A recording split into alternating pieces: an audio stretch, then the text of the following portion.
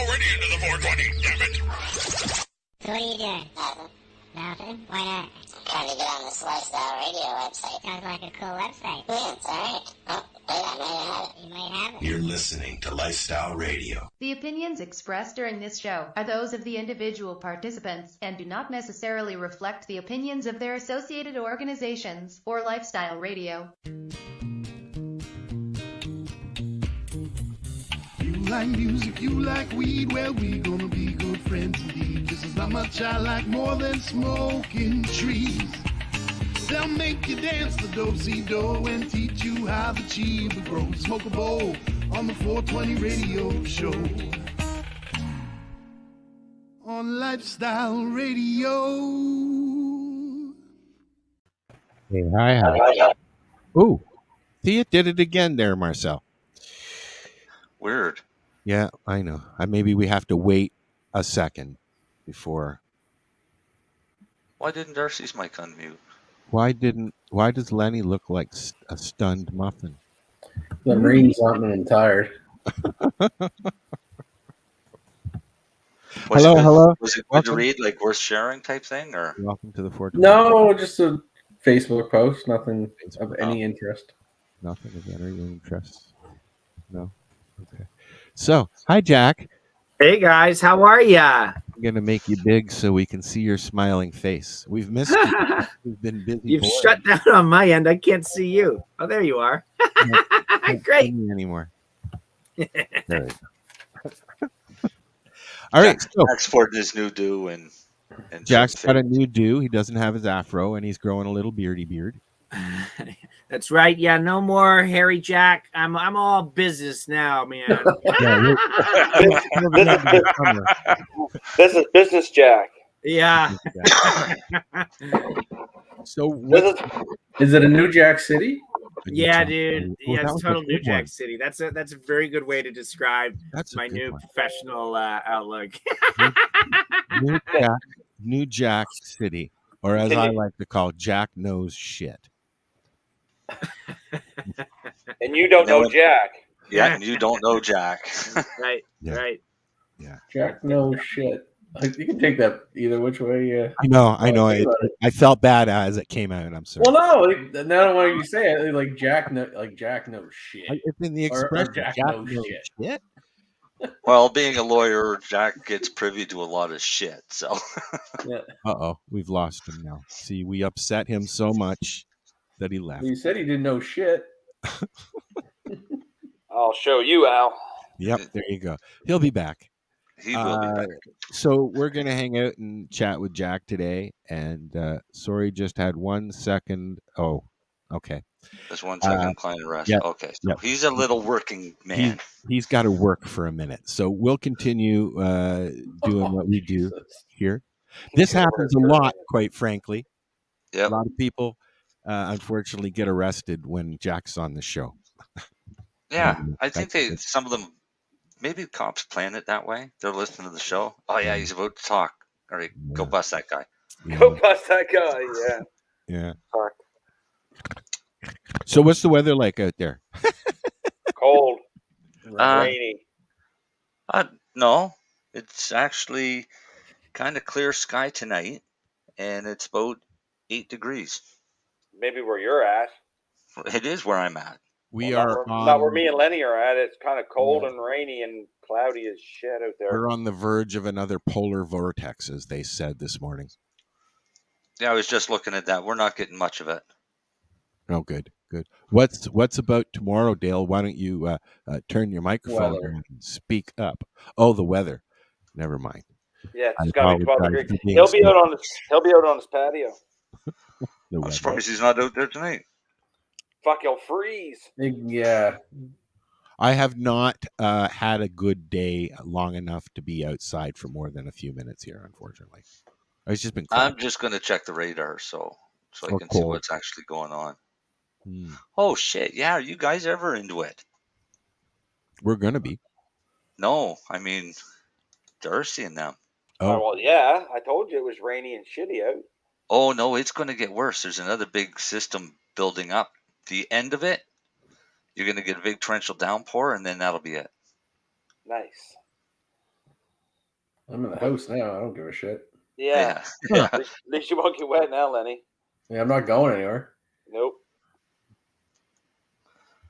Yeah, so the heavy stuff was at Windsor about 6 minutes ago. In Windsor. So you should get it within the next 15, 20 minutes. There it is. I find it. Let's clock him, Darcy. Find it. So Well, this is today what I'm thinking. I better we're see a on downpour. Let's see. I better see a downpour. downpour. Is it just raining now? Yeah, kinda.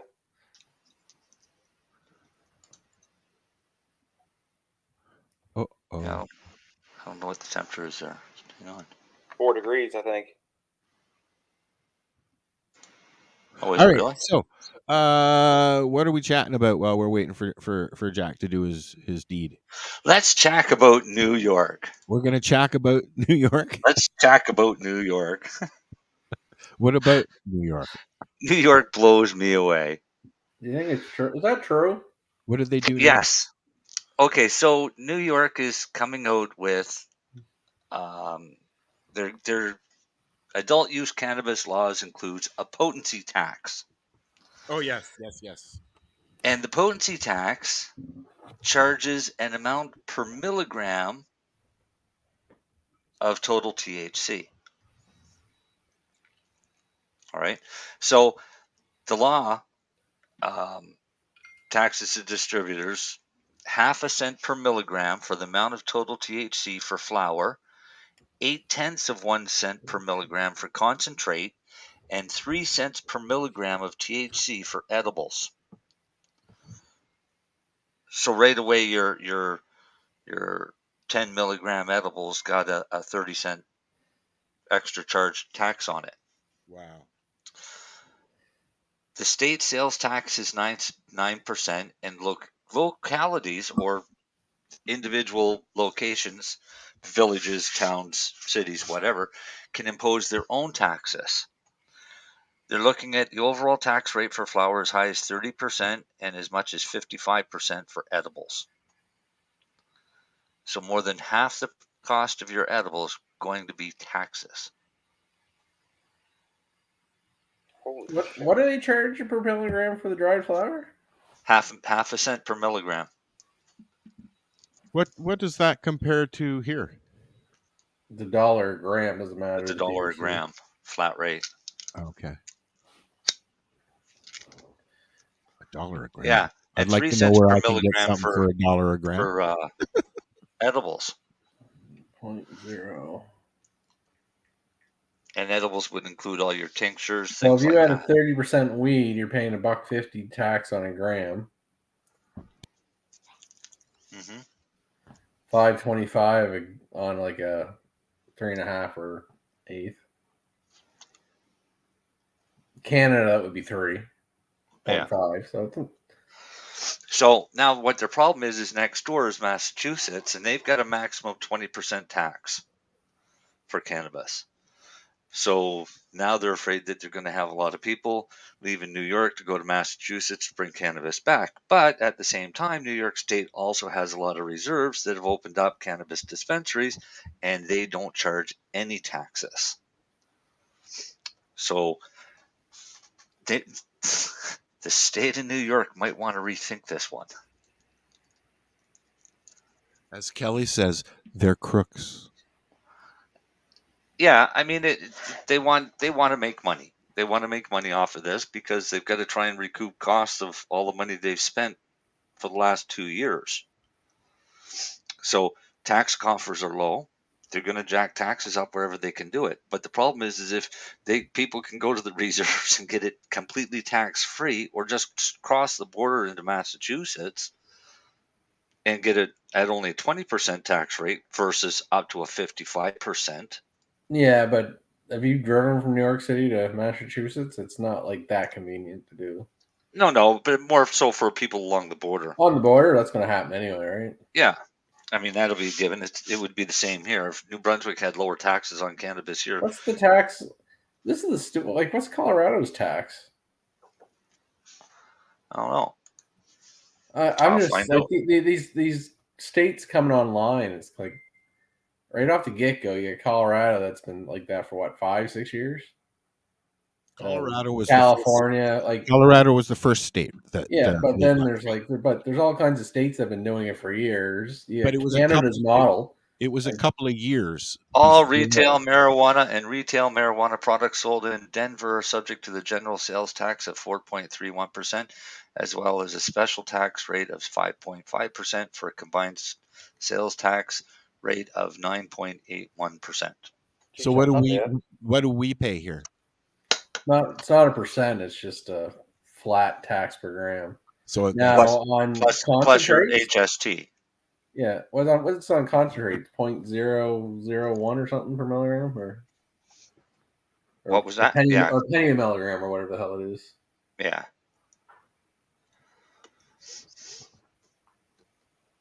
Which is a little stupid too, but it's crazy. Yeah, especially if you have 1,000 milligrams there.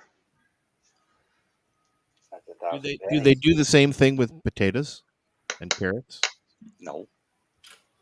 No, because there's no THC in potatoes or carrots. Just thought I'd point that out, Al. What you drinking? What you drinking, buddy? What you drinking? Get some Pepsi. I got water here. I bet Pepsi? you Marcel's got a scotch in front of him, or he will shortly. Oh, I heard a squig. He just. Dale, no. I'm reading the chat, and I'm too lazy to type it, so I'll just answer no, Dale. But he's got something for you. Yeah, but I'm not going down on Sunday.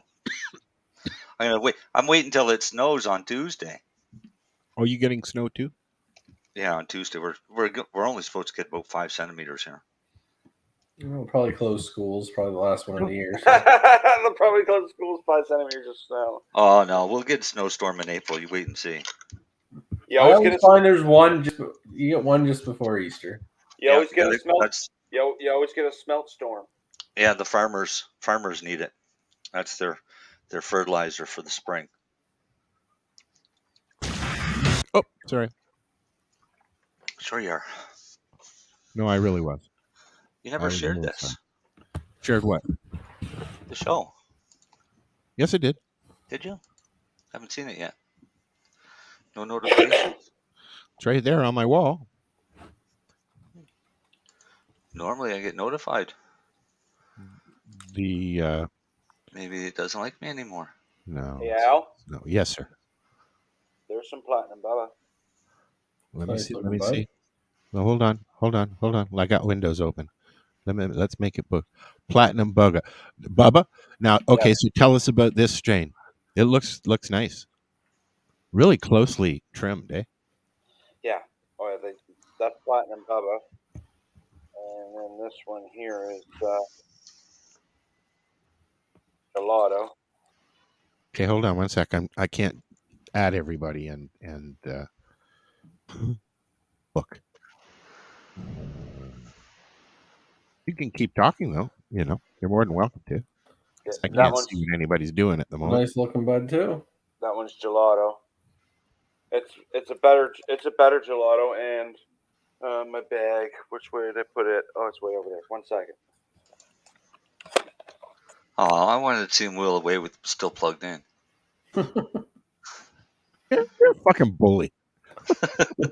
That is kind of prickish. It is funny to watch him do it. True, but you're still a bully. That's pinned. That's 8 minutes ago. We're watching Darcy, or is that what we're doing? No, I'm watching. It rolls back. I'm sharing this. We have 8 minutes before we get this heavy rain, Darcy. Oh, you can't hear me. He's waiting. 8 minutes before the heavy rain comes, Darcy. No, it's not raining up there yet. 8 minutes. Yeah, Marcel. Well, you better hope it rains in 8 minutes. Is it? No, just I thought it was rain. You said it was raining there the whole time. How are you going to know? Drizzling, raining, not downpour. Dale, Tuesday. So now we know where who are you again? Marcel. I just finished saying I was waiting until Tuesday. He'll be That's next my door to favorite Darcy. one. That's my favorite one, Lenny. It's animal face. Oh, okay. Animal face. Oh my Okay, god. let me make you big again. Let me try it again. Try it. There we go. Animal cookies crossed with face off. Yep. Oh, that's nice. Is it a legal weed? Yeah. Okay. No. Yeah, it's legal. It's legal. Yeah, it's legal. Wait, does it have a sticker? Did it come with a little excise We stamp? we need Jack to cross-examine him right I fucking have now. a sticker here if you wanna use it. It didn't rip right the hole in half there. If you want to put it on That doesn't mean anything. You could have just shoved that into He's another just bag. reusing that fucking bag. He didn't come out of that bag. Turn that bag around. Let me see the other side of that bag. Now turn it around. Yeah. Take your finger off. Take your finger off the label. What does it say? Normal weed? I can't, Marcel. I am protecting an entity.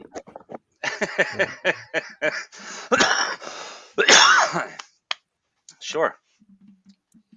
Gray market. Yeah. The gray. The Medical legacy market. mark. The legacy because mark. there is still the ability that you can share with your friends and Well, neighbors. these are the things that I want to ask Jack. So let's announce. wait for that because, there's a lot of discrepancy in what you can and can't do. And in this day and age in 2022, it'd be nice to know if you're really allowed to do things like have bud swap gatherings with friends and, things like that. So let's wait on that stuff until Jack comes back because those are things I wanted to ask about, if that's all right. What's in the news? Is there anything that you like? I think it was just New York jumping out. Is that all I posted? Oh no. There was more. There was I'm lots not more. done.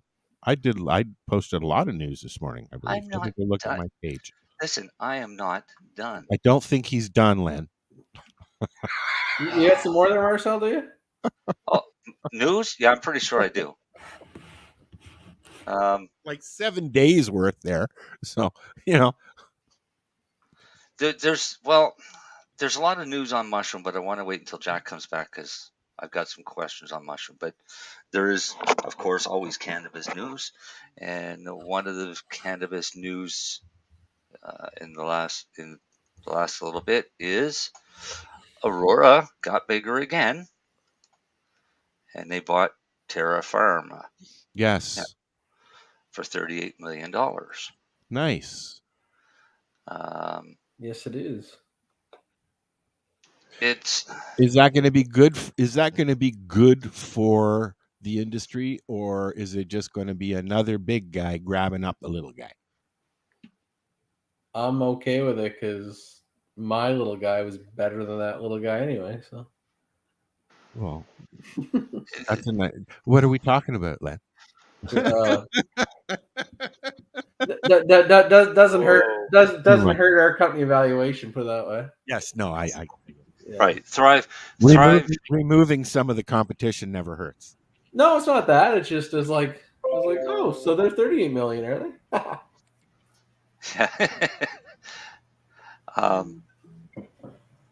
Yeah. Aurora announced that Tuesday it acquired Thrive Cannabis, which is the parent company of Terra Pharma. A cash and stock deal worth $38 million, and Thrive will be eligible for up to $20 million in shares, cash. Jack's back. Shut up. Or both, Go ahead. if it reaches revenue targets within 2 years of transaction. So there's a substantial bonus for them if they can hit their targets. But Thrive is best known for its flagship adult use brand Greybeard Cannabis Company, which was recognized as the top recommended brand by Canadian bud tenders in 2021 and was the 2021 winner of Best Concentrate from the Kind Magazine Awards as voted for by bud tenders. And how come we've never heard of them until now? I've seen Thrive products. I mean, I don't. Great. I've seen Greybeard's good stuff. Yeah, I don't buy the stuff, right? So yeah, for me, it's kind of useless, that part. I don't go to the dispensaries. I don't need to go to the dispensary. I've started going. Yes, I've gone legal. Just until I go up to the res, though. or Darcy's house. Or Darcy's house. Yes. Hey, you can't get to me. Oh, I can. So- 24 hours, buddy. I could be That's there. a long fucking drive for a bag of weed, Al. I know. I've done it though. As a consumer, Al, Yes. when you go to the dispensary, To the what yeah. are you looking for? I usually go online. I look at what they say about certain strains that I'm looking at, and then I look to see if there's any online reviews. I like all buds because they, it's actual people, right? Yeah. That are writing the reviews. And if I can't find anything, I might shy away from it unless it's on sale. But I ask questions, and I squish the bag. I always squeeze the bag. That's my thing. So when you go, you're literally buying always by the ounce. Usually, yes, I buy an ounce. I only say that because a lot of other people are using plastic jars and tin cans. And I'm glad you brought that up because with Jack here, we can ask this question. See, okay, now I usually go in, Jack, and I get from the legal store. I'll get an ounce and then a couple of grams of hash, and I always have to argue with them. Well, you'll have to come back in a half an hour or whatever. It's like, no. First of all, I'm fucking medical, and I got my paperwork in the car. So if a cop comes along, I'll show him the receipt, tell him to fuck off, and I'll walk away. Okay? But they always get defensive. Not always. I mean, the guys that know me, I go to the same place all the time. But they get a little bit defensive when I say, no, you can't. I said, I've had your boss on my show. Okay? I know what I can get away with. So anyways, what is the actual law and what can we do to skirt around it? Because I know that they do sit outside some of the legal stores. They do look for receipts and they do still harass people when they're coming out of them. Well, I don't know. I think much more so in regards to compliance with the COVID ordering protocols, but because there was this whole argument that they weren't in compliance with the registry standard. But I guess I'm going to respond in. It's a super interesting and complicated question. So number one, as a medical patient, you're entitled based on your prescription, but it maxes out at 150 grams. So you're entitled to have that 150 grams plus 30 additional grams of recreational. And so I know this because Todd Kane, the director of Health Canada, as he then was, said that on cross-examination. So that's their position. And really what I think that was about was that in the regulators, in the federal regulators' view, it's all recreational because they don't buy medical. They just hate medical patients. That's just the nature of it. Either way, recreational. Yeah, but either way, 80 grams, I'll take it. I don't care if you despise me and think I'm a liar or something. I'm going to take this benefit. So that's, it is what it is. But so your possession limit really is 180 grams if you're medical. But so that's according to the federal rules. But of course, with cannabis in Canada, the way that our genius government has figured out how to regulate it, we have a set of interlocking prohibitions from both the federal and the provincial governments. And so the federal rule is an asshole if you're saying medical, no to the other. Yeah.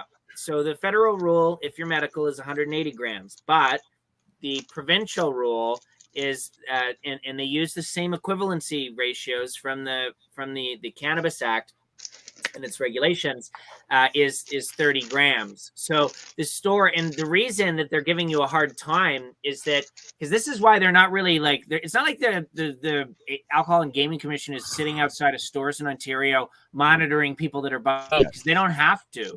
You have to have at the store a POS system. You're supposed to be a compliance officer in every store as well, is there not? Well, there's compliance officers spread throughout the province that manage all of the stores, and they're watching to make sure they're irresponsible sales aren't happening and things like that. But if somebody were to sell more They're going to see it on the transaction record. Right. So all they need to do is multiple transactions. They have to do it as multiple transactions. That's what I always say. And there's no problem with that. Like, so really, your issue, in my view, Al, is that it irks. Like, and you would be in compliance with the law literally if you made purchase one, your whatever purchase, and then drop it in your car, walk right back in and make purchase two. You're in compliance. I think that's hypocritical, but that's the first time. The first time I encountered I was like, oh, okay, and I did that, and then I said, no, wait a minute, like the one thing I have to be critical of thus far with the legal stores, there's no rainstorm, Marcel. there's no consistency as far as customer relations and stuff like that. Every store is different. They have to take a bud tending course, of course, but they're still their own person. They should be able to adapt a little, and it doesn't seem like they are. They're either this is the way that it has to be done. If you don't like it, leave. Or, you know what I mean? Like, there's no happy middle. I'm not finding, really. Well, here's another question, I guess, sort of for Jack, and this is from my own perspective, because I do have a medical sales license with possession. He says as he wipes his eyes. No, I am. I'm just trying to think how to phrase this. Yes, I know. That literally I can start selling probably next week once my credit card vendor works. Now, when I was getting my license with Health Canada, from the federal aspect, they think medical sales has to be online and medical delivered only. So that might be the other issue, that's pressure at those recreational dispensaries, that they're not legally supposed to fill, based on the federal rules, medical product. Yeah, they're prohibited from doing it. Yeah. So that's probably the other complication. Again, you can't, as like the medical patient, Al, you can't get in trouble for a possession limit, but they could go after the dispensary because you're not supposed to be dispensing for medical patients. Hey, Lenny, you said it has to be mailed out to you because it's got to go through that certain channel. Yeah. Now, what about delivered, whatever way you want it. Now, what if you had a security cleared security guard that was delivering that, say, in your town or say in your security? My understanding is a security cleared person could do that. It has to be an employee of the company. It can't be. No, that's Ontario's provincial law. Is that just Ontario? Yeah, but I'm under the impression that a security cleared person for a medical federal, it just has to be delivered to the patient. Oh, just you're talking. Okay, you has to go to the house. If I want to go FedEx or UPS or Canada Post, or if I happen to have a security cleared person that has the legal ability to do the transport. So let's make this simple for somebody. I get medical from you, from Truro. Yep. I have to sign for it when I get it to prove that I've got it. That's there's actually no legal requirement for an actual signature. No, I don't sign for anything from Health Canada, from Canada Post anymore when I order. Really? No, he knocks on my door, drops it, and takes off. Yeah, they do that here too. That doesn't sound right, though, Jack. I mean, shouldn't there? If they want a chain of credentials, shouldn't there be a proper chain of receipt when you buy it? It's tracked. It is tracked by Canada Post, but the end signature, I don't think is a mandate. Wow, it's okay. I'm sick of mandates, anyways. Yeah, I shouldn't use that word, but no, it is tracked, Al. Dude, we're going on a mandate to Bachman Turner Overdrive. We'll go and assault people at the Tweed booth. But what Darcy was saying, I haven't been in a few years. But I think the last concert I went to was Ozzy, actually. Oh, cool. Yeah, but I think what Darcy was saying, if I wanted to deliver to Darcy and Truro, If Turo wanted to deliver Darcy, like say Turo Cannabis or Optimus, whatever. Yep. Darcy has a prescription. If we have a security clear person that's legally able to possess and transfer the product, works for the company, as long as we have the paperwork and the signature and following And that I guess chain, Canada Post we could deliver to them that authorized. day. So Canada Post would be an authorized security. Well, they're just Canada Post is who we're using. Yeah, no. But I mean, like they are an authorized secure agent for delivery. They always have been. Yeah. They always have been. Yeah. But they have the tracking, is what it is. Now they have to track it though. But no, for whatever reason, we always found that really weird. You don't actually need someone to sign for it at the house. So what happens now with mail order and stuff, Jack? With things changing, are they going to allow people to do the mail order still? Are they still going to allow the delivery services? Like I remember when they kind of backed off last summer. Then they said, "Oh, now you can't do the delivery anymore." But then 2 months later, right back to it, and that's what seems to be working. So, it's forever now. So in Ontario, curbside and delivery are forever. So cannabis stores can deliver and they can offer curbside service.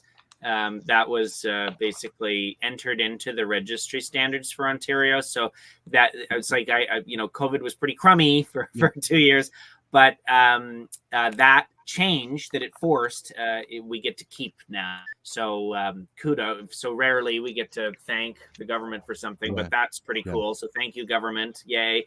And then the other good news is a whole host of changes were proposed.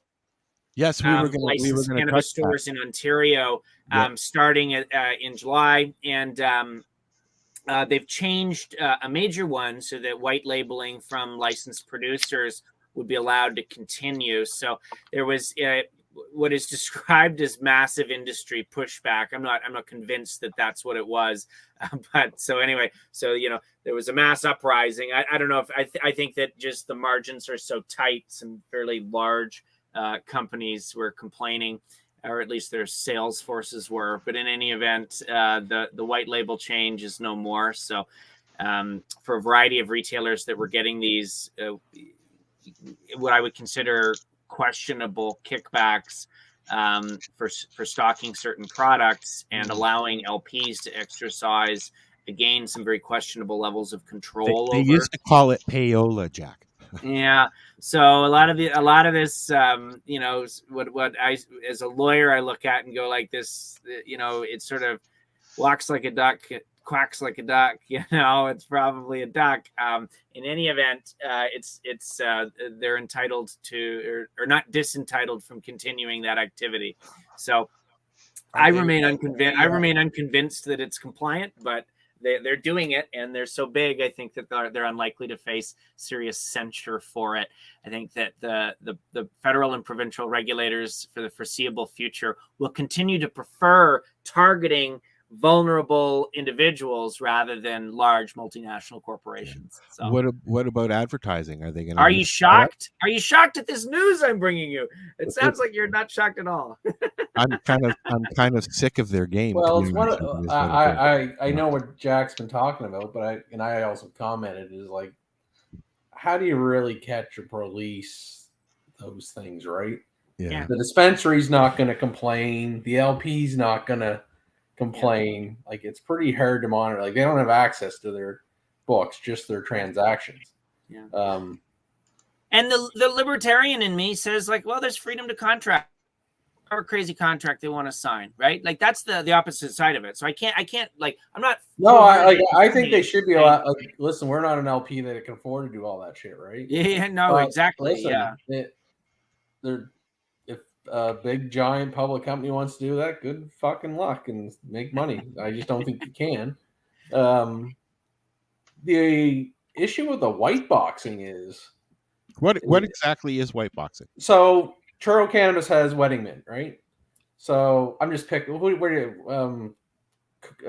Cabana, whatever, Weeds Are Us, whatever fucking dispensary.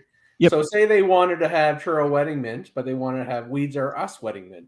We would label the product, and the brand name would be Weeds Are Us. And you know what? I've not seen any stores that have the same product by different companies. Always, and here's why. No, but here's why you can't the white boxing is a problem. Okay. Truro Cannabis can't sell Weeds R Us directly, the product.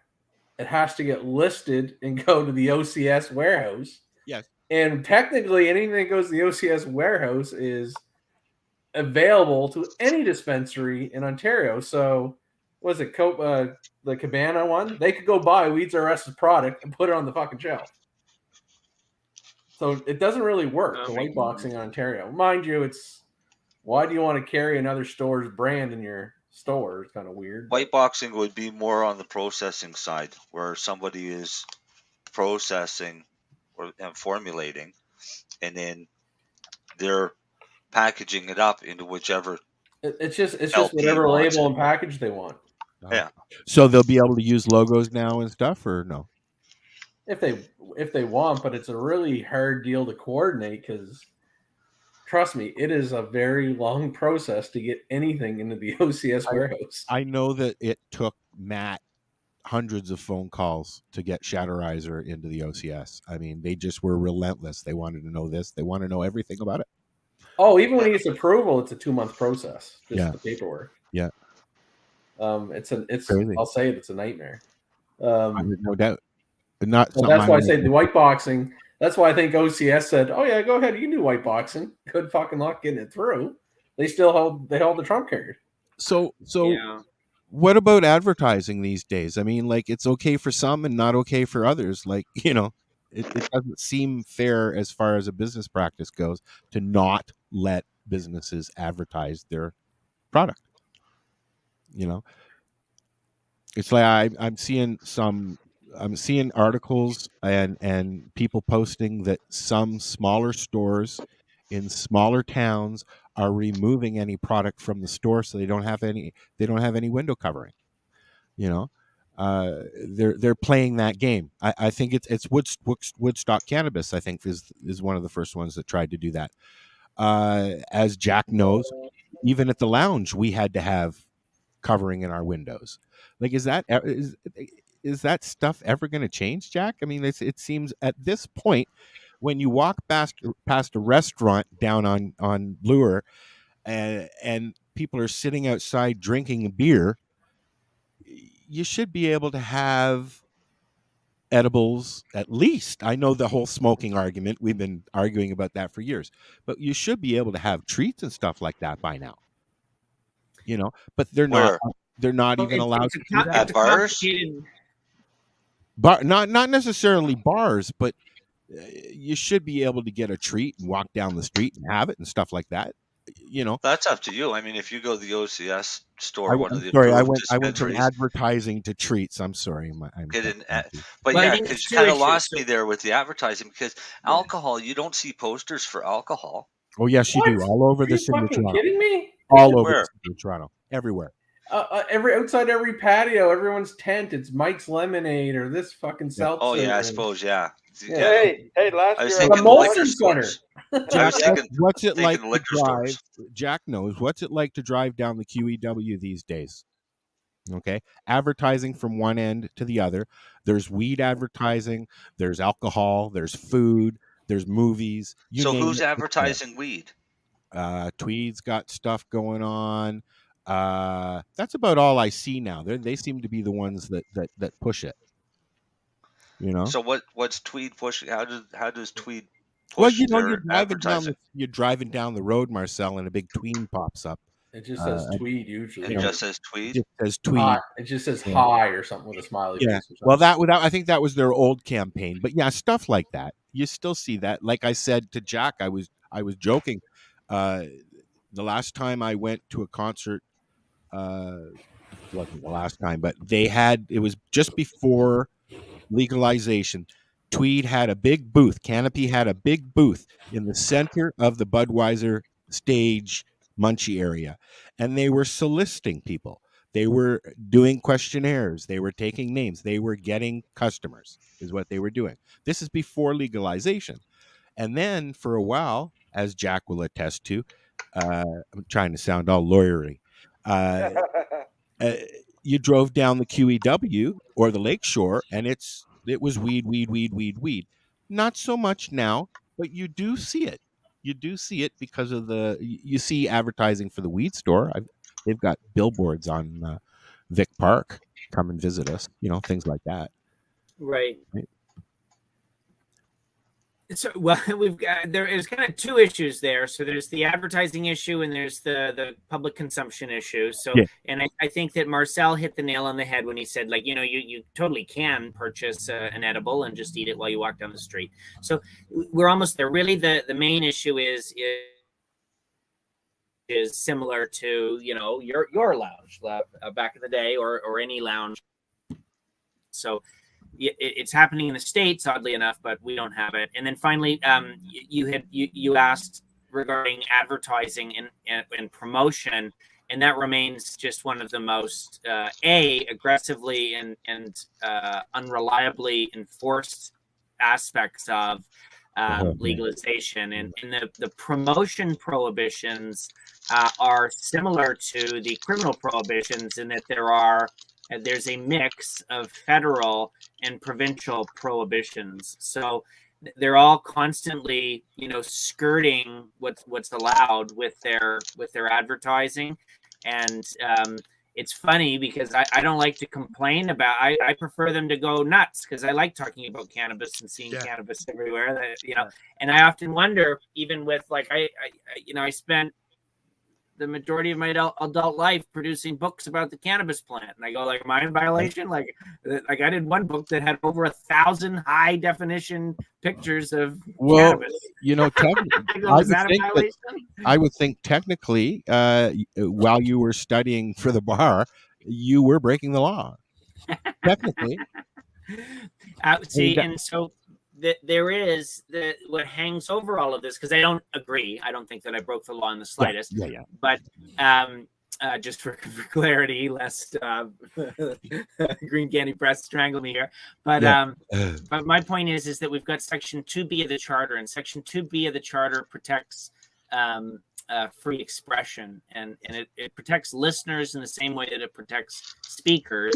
And I think that the core fight in regards to the communication about weed stores and LPs and things like that relates to what's called commercial expression. And I don't know when it's going to happen, but eventually there's going to be a fight about what's protected under commercial expression, because the government's going to say all that's protected is product availability and pricing. That's it. That's it. And our position's going to be no. Far more is protected by 2B, and we'll try to expand what we were able to communicate about. But, look at alcohol. There's ads on all the time of, people in bikinis drinking beer, hanging out. And, imagine that for weed, right? I think the latest ads are somebody is purportedly super high and doing something extraordinarily dangerous. And it just makes me laugh, when I think of, the sheer number of fatalities each year from alcohol impaired driving. It's are you serious? You're going nuts about cannabis? Hey, Jack? Yes? I watch a lot of extreme sports, and I noticed at the X Games this year, this year. Yeah, it was this year. I seen advertisements on the side of some of their bikes for weed maps. Well, they're going gangbusters. It was in the States, wasn't it? Yeah. Yeah, they're going gangbusters in the States. The promotion prohibitions, they're not dealing with it. And then half the time, see the way in the States, and again, I'm not giving legal advice about America. I'm not an American lawyer, but the way that the Farm Bill worked there, it basically just did blanket legalization of cannabidiol. So CBD products, they can go all over the place. So maps is still fully functional there, whereas they've kind of become They had to become very cautious in Canada because it's so easy to target them with sanctions. Wow. Craziness, man. Oh, light break. Light break. What are you smoking, Jack? It's a Dynafem strain. I think it was their Auto Haze, which I became kind of obsessed with. But I gifted some seeds to a friend, and they grew it, and They grew it. So I gave, and it tastes and smokes like the haze. So I assume it's the haze. But they called it Quarantina because it was like their quarantine garden project. It's pretty fun, actually. So I'm smoking that. I like Dynafem. They got some really nice genetics. Yeah. It was very sad what happened to them in Spain. They were based in like Bilbao, like way north. It's almost like a breakaway region. And then the like tax authorities from Madrid. It was in the news. I don't know if any. Very sad. No. I love their genetics. Yeah. I never. I don't know anything about it. Dale asked. No, screw Dale. I want my. We were talking about. We were talking about this when Jack was on his hiatus, and we said we had to wait until Jack come back. What? Oh, sorry, somebody got arrested. I had to just deal with something. Sorry. No, it's okay. That's all right, man. That's okay. But I'm just trying to remember what we were talking about. Gifting cannabis. Oh yes, gifting cannabis and events and things like that. Yeah. Okay. Okay. Ask away. Or do you want to know sort of like gifting cannabis? So you don't have a positive right. Sort of. It's like only cannabis ends up with this weird mishmash of positive and negative rights. So, like someone with a license to operate a cannabis retail store and say in wherever, they have a positive right? They're allowed to exploit the license. A lawyer would say that, which means like, they have a positive right to sell cannabis at their store, so long as they're in compliance with the regs. A negative right is what relates to the gifting, what we call the gifting provision, but really what the gifting provision is a removal of what used to be the small scale trafficking provision, because like the joke of the law was that like if you passed a joint to someone, you were trafficking, right? Like it was clearly simple possession, but that was an act of trafficking in cannabis. And so what they did is they tied the 30-gram personal possession limit Canada-wide to a negative right. So you have no to share cannabis, but you're not prohibited from it. And it's kind of an important distinction because, I'm always hearing, people always have really interesting ideas about like a little business you could start where you're only sharing the cannabis and something else is happening. Yeah. But the closer it starts looking like a business, the closer it goes from the safe territory of being a negative right. So I had a cannabis joint and it was really tasty. So then I wanted someone else to try it. And so I shared it with them. I'm not disentitled from doing that, right? I'm right. There's no prohibition on that, but it's different than I'm allowed to give cannabis around. And it's kind of, it's how I think of it. I don't know if I'm no philosopher certainly, but that is as far as how I explain it when I'm dealing with people that are interacting with cannabis regularly is like, you're not prohibited from sharing up to 30 grams or whatever value as far as the equivalency ratio is concerned. So does that make sense? Is that like something so you like can share away? I guess something share like away. a bud swap would be within your rights then. Yeah. Say it again. Something like a bud swap would be sort of in your rights if you had a group of people and you all had your own cannabis and you wanted to share it and stuff like that. No sale, just Yes. So as long as no one's paying money, as long as there's no like ancillary pricing that is really just a subterfuge for that's happening. Yeah, it would actually be pretty fun. So say you grew your 4 plants in your backyard and you had 4 really cool strains, and you wanted to go hang out with some people and share and try some out. Bring like try 6 grams of each. And share a gram with somebody and then try theirs. And you're like, ooh, I've never had this. I had one the other day called Blue Night, which is this Yeah, blueberry. like we used to. Yeah. Well, I love that. Like, I'm a genetics nerd, and so I had this one called Blue Night that it was really fun. Like, did you ever have remember Dr. Atomic's Northern Lights? He had a Northern Lights number 4 Atomic variety. Northern Lights. He had Atomic Northern Lights, yeah. And there was 2 or 3 varietals from that, and one of them, I don't know what it was, but I would die with laughter. I'd just be like a little kid high out of my mind. And I've searched for years trying to track that strain down. But so the idea of it's not prohibited. You could have a bud swap so long as you're only possessing less than 30 grams. So I would love that. And it's not prohibited. So no, there's a broader legal question. Like, the evil government might say, well, is it licit cannabis or not? So they might say, you grew this yourself. Where did the genetics come from? And that's the far more sinister argument. But that's where I just don't see them ever being able to do it properly. You know what I mean? Where's the foundation of where the argument comes from? Maybe they could say, where'd you buy the seeds? Yeah, maybe they say, where'd you buy the seeds? Maybe they say, we think this is illicit cannabis. But I don't think a court of law is going to stand for that. I think a court of law is going to look and just go, how much cannabis was there? And they're Have there been cases like that trivial yet? Well, certainly people are charged over illicit cannabis all the time, or unpackaged cannabis, or unstamped cannabis.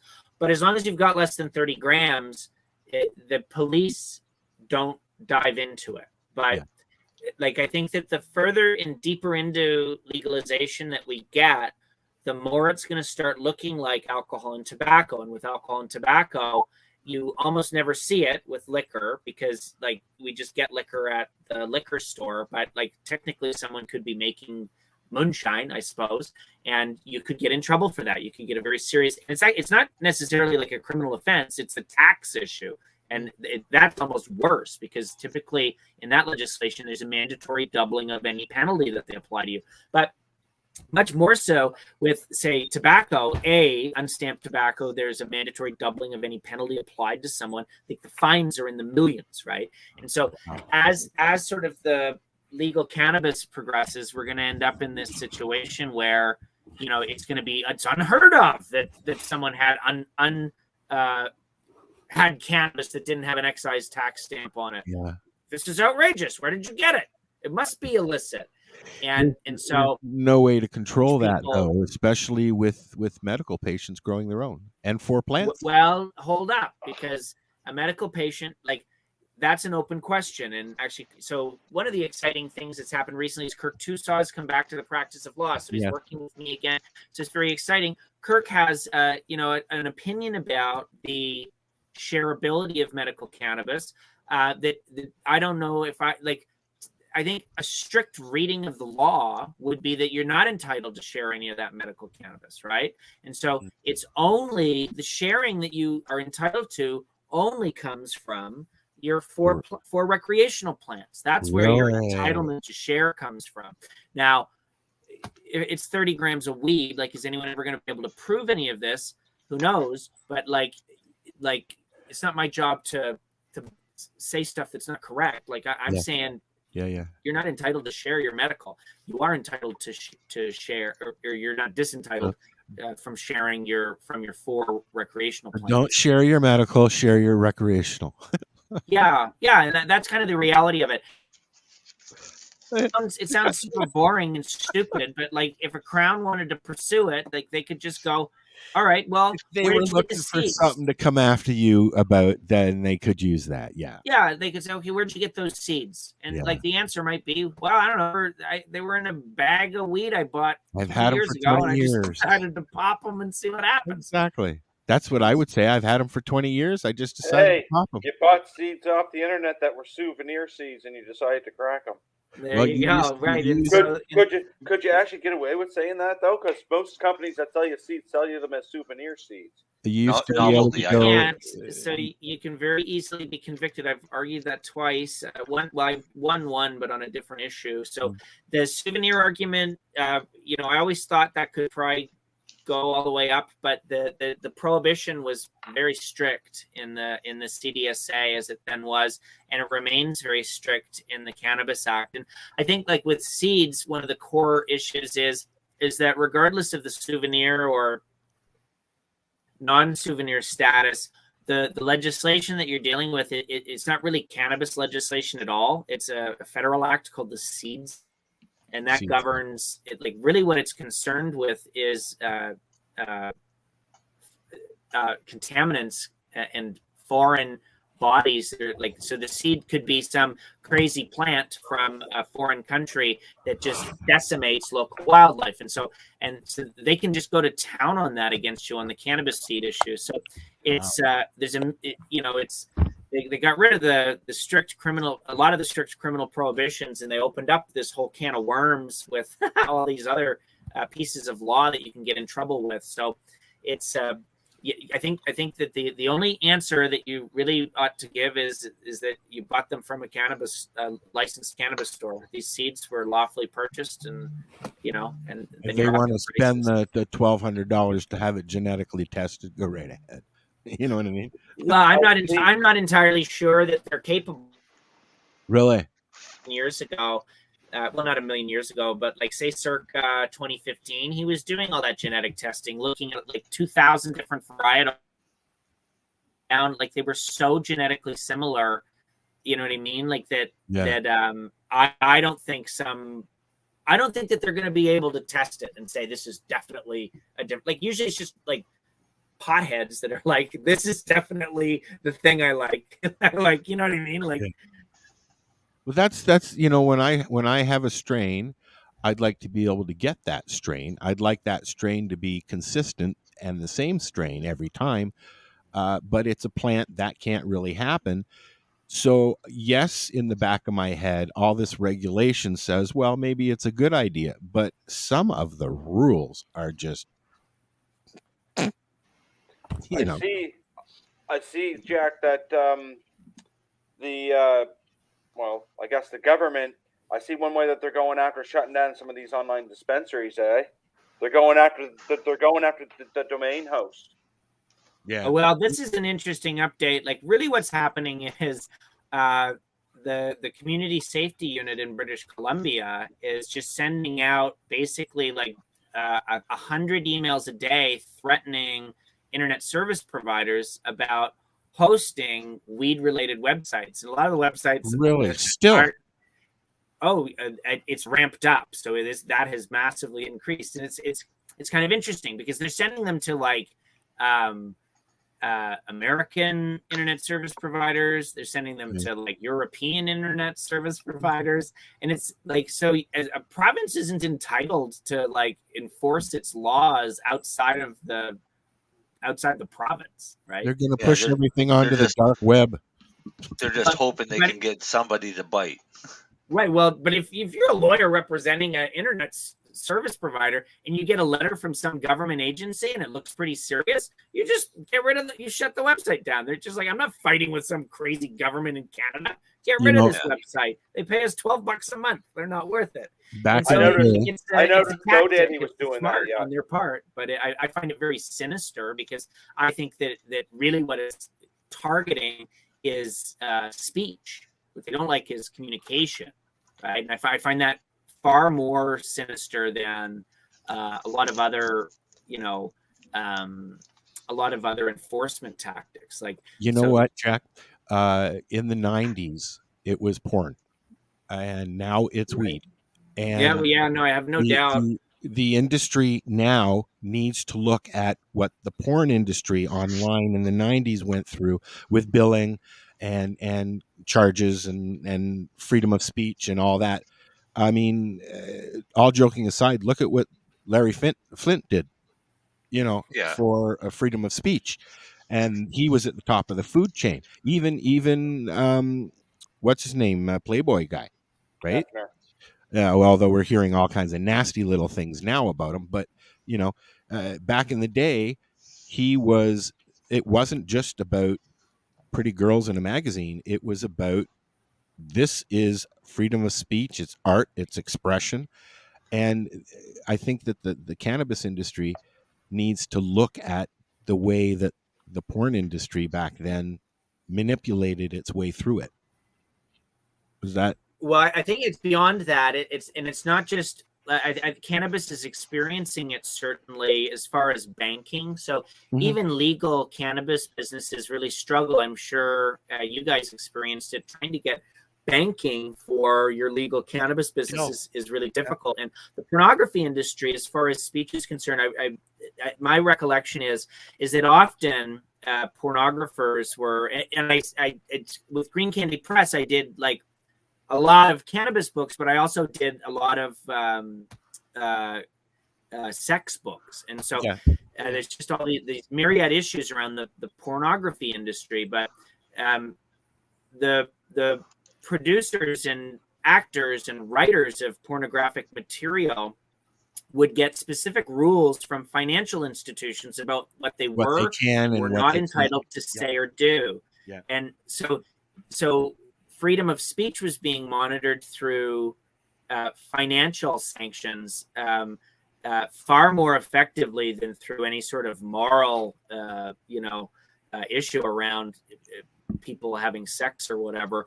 So I absolutely agree. And I do find that with cannabis as well, that cannabis businesses that are, that there's anything that the bank doesn't like about it, they'll cut off banking suddenly. Well, I tell you, Jack, I went through it firsthand in the 90s.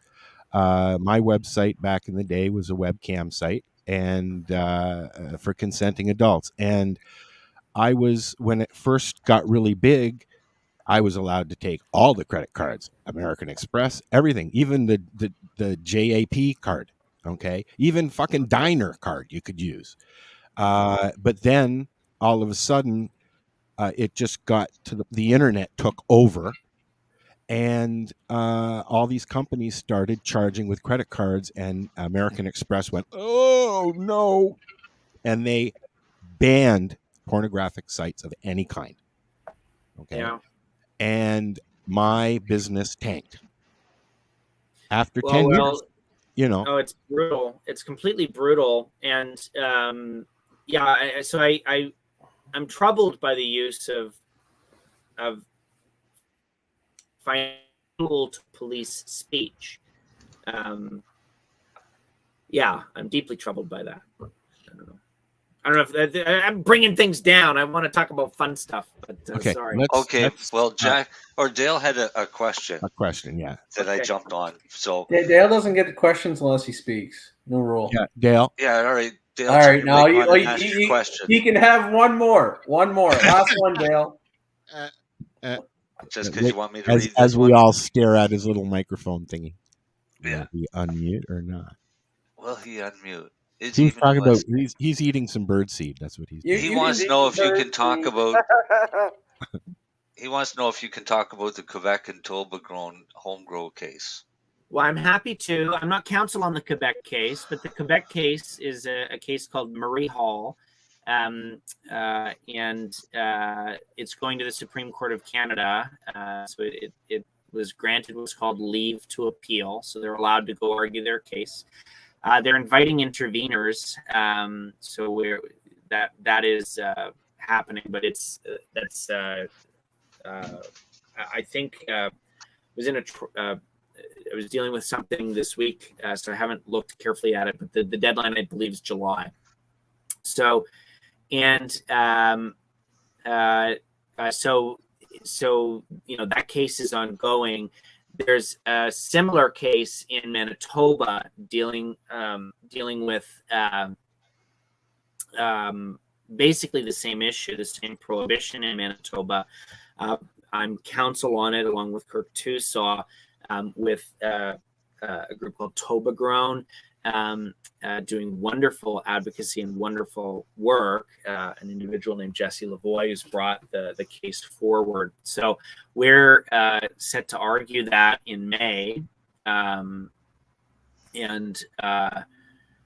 have to be cautious. I can't talk extensively about the case, but obviously, we're hoping to achieve a result that looks more like the trial level decision in Quebec than the Quebec Court of Appeal. And so strategically, when I look at the Quebec case, I'm very troubled by what I describe as the public health obsession around the ruling, because like people have been smoking cannabis since time immemorial, and like the Supreme Court of Canada has already ruled on that issue and says that it's a generally benign substance, right? That's the Supreme Court of Canada's assessment of the harm.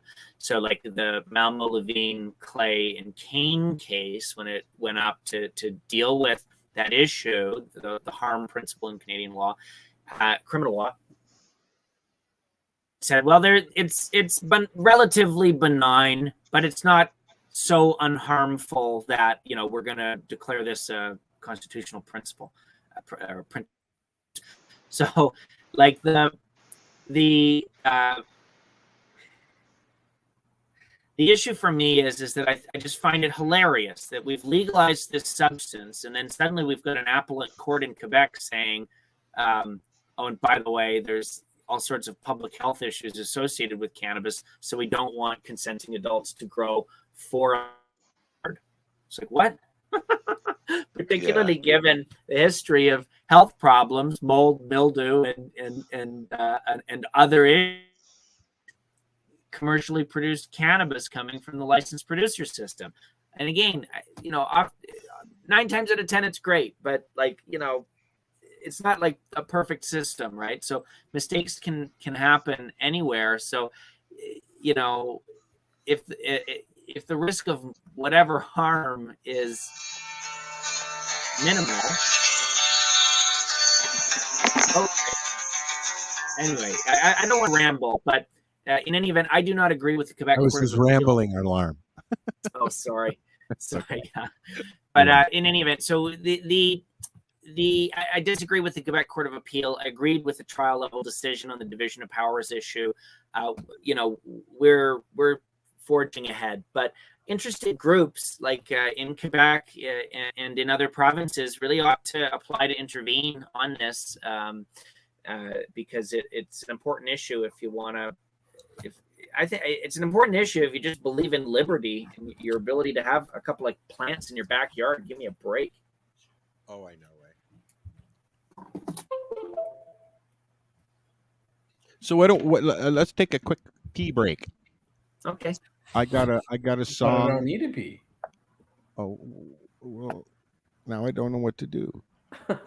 Okay, we're going to take a quick pee break. Marijane asked me to play a song, and even though she's not here. I call bullshit on that. Yeah, maybe I shouldn't play her song because she's not here. That's kind of my thoughts. Okay, maybe we won't do a song. I'm kidding. I don't care. All right. So this is I Love You, Marijane by oh, damn it, and I've forgotten. Cypress Hill? No. It's by Mr. Garth Cultivator. And this is the 420 Radio Show. We will be back with some more conversations with Mr. Jack Lloyd. This is a love song that I wrote. It's by my girl that I've been with for years.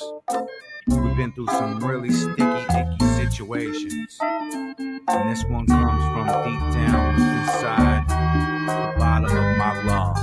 I'm in love with this girl, Marijane. She runs in different flavors, comes in different strains. Helps me out with pain when I need to relax. All I can think about is purple humble county sacks. In fact, I'm in the hills doing it big, missing out on gigs just so I can grow twigs. You see, the money doesn't ever grow on trees, and I hope you don't believe it, cause I'm right here pushing peace. Please, save your drama from my baby's mama. I'm talking about my girl, Mary, and she wanna have a little fun, watch us all get strong. Man, it's hard to let her go, so I hold her in my lungs. Breathe in, breathe out. I'm chilling with my girls up in the greenhouse. Mr. Gar Cultivator is my name, and I want to introduce you to my lady, Marijane. Marijane's the bud of my life. Marijane, I love you, Marijane. Marijane, will you please be my wife? Mary Jane, I love you, Mary Jane. I love you, Mary Jane. I must admit it, I'm so addicted. You have me lifted. I gotta get it every time that you come through for a little visit. I hit it because I love you. I got a girl that's picky. She thinks that I'm a Ricky, but really to me it's all about Mary Sticky Icky. Roll me up a blizzy. Let's get a hold of Swizzy and let them know as soon as I heard the beat I got busy. I'm just another hippie who wants to keep it tipsy like reggae on the river when you're feeling high and fizzy. Smoke up on a pound until I'm dizzy, then I pass out. Shoulda, coulda, woulda, but I did it. Now I'm masked out. No doubt, Mary Jane got his bugged out. I've been thugged out since the Cubs Scouts rugged out with Chris Powell before my mom sold them pills. Thank pharmaceuticals for having us write early wills. It's all about Mary J. I just sent a pound in the mail next day. Federal Express, I believe it's one way. And if they got a problem, only thing you have to say is Mary Jane's the bud of my life. Mary Jane, I love you, Mary Jane. Mary Jane, will you please be my wife? Mary Jane, I love you, Mary Jane. I love you, Mary Jane. I must admit it, I'm so addicted. You have me lifted. I gotta get it every time that you come through for a little visit. I hit it because I love you. I love the grower, I love the seller, I love the smoker, and you can tell her I'll even eat her. Won't be a quitter, will never beat her, but I always will hit her. That's my girl, Mary J, no doubt. Northern California, A back in your mom's house, smoking out the patch with some peach optimals. I'll throw up more plants when the helicopter goes to a new spot for a hostage. By the way, camp, you can eat a fat sausage. You won't mind, it's your own kind. Taste a little swine, sip on wine, everything's fine.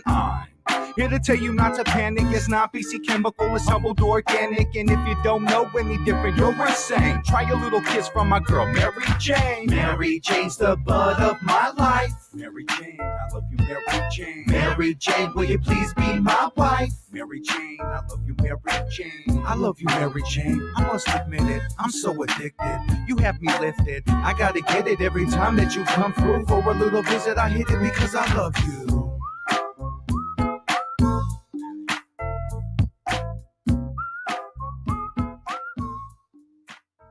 Hey, Mary Jane Baker. No, I'm Mary Jane Baker. Wait, can we do that again? Mary Jane Baker, take 27. Hey, I'm Mary Jane Baker, and you're listening to 420radio.ca. You're listening to 420radio.ca, Canadian Cannabis Radio. Enjoy the buzz of legalization with Campbellford Lifestyle Shop. From lights to plant nutrients, books, consumption accessories, and more. We've got all your basics to grow or consume cannabis. Visit our info center or take a look at our piercing services and body jewelry, now available in-store through Campbellford Lifestyle Shop. 17 Bridge Street West, Campbellford. You want music? Rock, punk, metal, alternative music. The Coverage Radio Show has what you want. Every other Tuesday at 8 p.m. Eastern Time on 420radio.ca. Hosted by DJ Michael Alvich, bringing you new and retro tunes from both major and independent labels. Only on the Coverage Radio Show.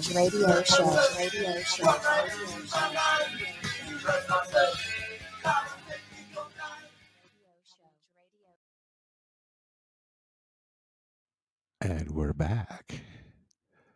Did everybody's mic? Yeah. No. No. There's Len. There's. Oh, sorry, Jack. That's okay. So, welcome back. This is the 420 Radio Show, hour number 2. Somebody's counting money. Must be Jack. Sorry, I had change on my desk. Must have just got paid by a So client. it's going in my pocket because I want supper. I haven't eaten yet, so I want my dinner soon. Do you get paid? Do you ever get paid by change? I'm trying to think. I don't think I've ever been paid in change. But... You know, lawyer, they used to pay with potatoes and stuff like that back in the day. You know, you give your lawyer a couple of potatoes and there's a seat. Yeah. No, I'm. Can people pay you in I'm pot? open to anything. Have you ever been paid in pot? No, don't answer that, Jack.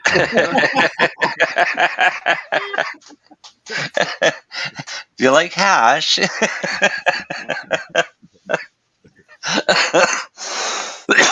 Sorry, I've known Jack so long, I know I can get away with saying things like that. But I know that on another show, you wouldn't get somebody ask him that. No, I probably that's know the answer, but anyway, and the person. No, I'm kidding. Like I said, we've got another little while here with Jack. So if you do have any questions and you're listening, please feel free to post them and ask. Is there anything else that you guys wanted to hit Jack with? I like listening to Jack speak. I'm looking forward to coming and hearing you speak this summer, Jack, because it's been too long. Where are you speaking? Are you going to be doing any of the shows and stuff? Yeah, there's a cannabis event happening sometime in April, and I'm going to speak at it. Well, Lift is in May. It's not Lift. Lift is May. I think I know which event he's talking about. We were invited, but we can't make it. Yeah, I'm trying to remember what the heck it's called. Is it out in London? No, it's an event on Good Friday. Oh, that's so stupid. I was supposed to be up north. Anyways, I'm speaking somewhere. I'm always speaking. I do it almost every day. Well, lawyers tend to do that. So I thought, if you don't mind, I'll just talk a little bit about, there's a big case in Quebec. So there's a constitutional challenge that'll be happening in Quebec that deals with the very early days of cannabis legalization, a constitutional challenge on behalf of patients. And then, so just to give you an update on my litigation, and then there's constitutional challenges ongoing in British Columbia dealing with the what's called the Community Safety Unit there, which is basically the provincial enforcement unit tasked with enforcing their Cannabis Control and Licensing Act. So there's a number of constitutional challenges ongoing there regarding those activities, and then in Ontario, I mounted a constitutional challenge to so in Ontario, if you've been charged with a ticket for cannabis, or technically you can't call it a ticket, it's an information, but if you've gotten a charge for cannabis, say for an unopened container of cannabis, or an opened container of cannabis in your vehicle, or having cannabis readily available in your vehicle, or selling cannabis at an unlicensed retailer, and you get a ticket and you resolve it, even if you're found innocent, actually, like if you're acquitted, the sheer fact that you've been charged constitutes an absolute barrier to licensure through the Alcohol and Gaming Commission of Ontario.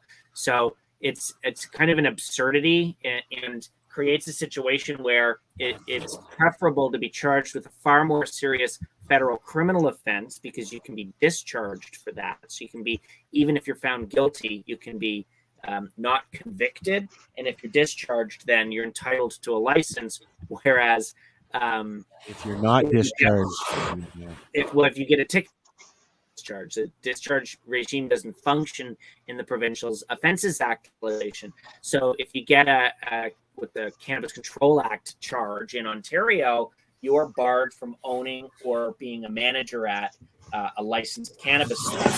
So in my submission, that violates the Constitution, because A, it's a cruel and unusual punishment, and B, it's completely arbitrary, right? Because if the goal of the legislation is to, compliance with the law, really it's just driving people into the black market. So we'll see what.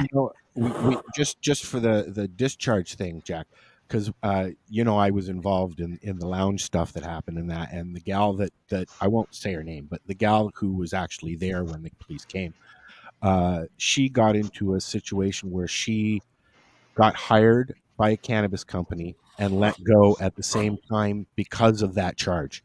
Once she told her, they asked if she had any charges, and they told her because there was a charge on her. Now, thank God, everything was dismissed, as you know, and she's gone on with her life. But I know a few other people that it has impacted to the point where they can't even work in the business anymore. And all they were doing was working for a dispensary. or a yeah, it's very difficult. Now, there's a difference between a legislative bar, which is what my case was dealing with. So it's just you're just statutorily not allowed to. It is There's no discretion. You just cannot have a license, and an employer's decision on whether to employ or not employ. And so that's very unfortunate. So clearly, in that situation, the employer just said, "This looks messy. We don't want you," and caused that to happen. That's very unfortunate. But that it kills me. I hate that they do it. But employers are going to do what they're going to do. Now, yeah, because I don't think there's anything for working as an LP, you can have a cannabis or drug related charge and work in an LP. What you probably cannot get is security clearance. Yeah. And you can't be, for example, master grower, head of security. I'm an executive, so I have security. They couldn't be the president of an LP.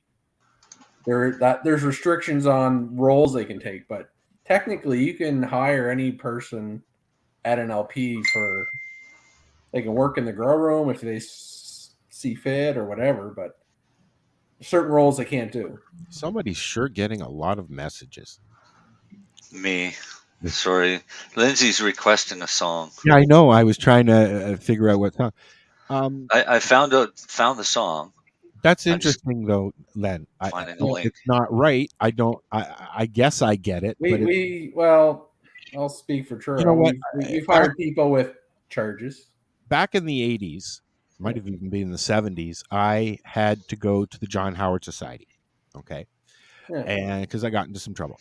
And they always told me, if you are asked by an employer that if you've ever been in charged, and we're talking just regular charges, we're not talking cannabis back then. Yeah.